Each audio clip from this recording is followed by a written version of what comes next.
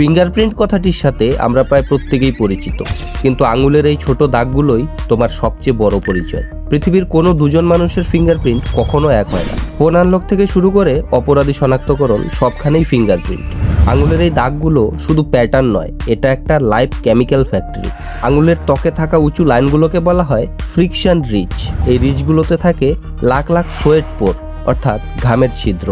যখনই তুমি কিছু স্পর্শ করো, এই পোরগুলো দিয়ে বেরিয়ে আসে ঘাম, যার মধ্যে মিশ্রিত থাকে জল, লবণ, amino acid, protein, fatty acid, urea, এমনকি তুমি যা খেয়েছো তার ট্রেসও থাকতে পারে।